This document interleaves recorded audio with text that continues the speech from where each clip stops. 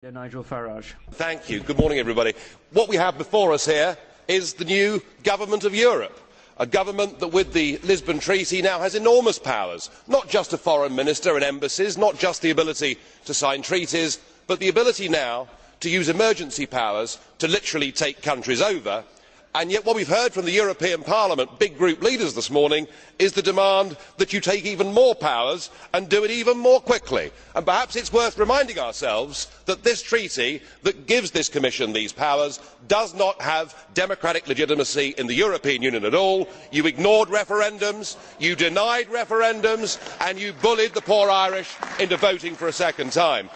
Now I am struck that the common denominator with this Commission is the sheer number of them that were communists or were very close to communism.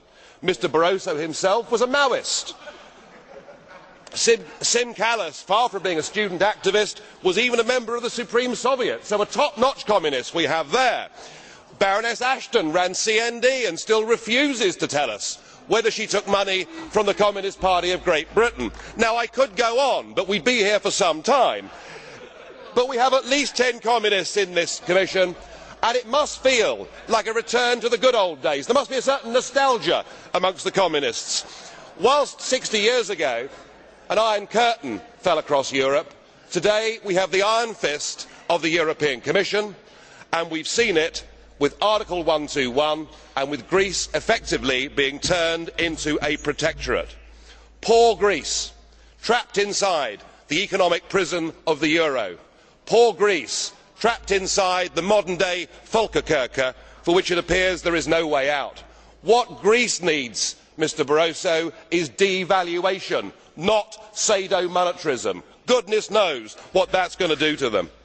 In 1968 we had the Brezhnev doctrine of limited sovereignty. Today we have shared values, we have ever closer European Union and pooled sovereignty, and that is what you have used. But of course it will not just be Greece, because the same is going to happen to Spain, to Portugal and to Ireland. 121 will be invoked with all of those. Mr Barroso, you said earlier we will stick to our course, and that means millions of people in Europe will be put through pain as you attempt to keep together this disastrous project that is the euro. It will fall to pieces, of that there can be no doubt, as surely as it did for Britain during the exchange rate mechanism in 1992. You can laugh, you can smile, it will not work, it cannot work, it will fall to pieces, and as far as the peoples of Europe are concerned, the sooner it does the better. We need democratic solutions to this. If you go on pushing your extreme euro nationalism, this will lead to violence. We must vote against this Commission. We must put the future of Europe to people in every member state in free and fair referendums. Thank you. Dziękuję, panie przewodniczący.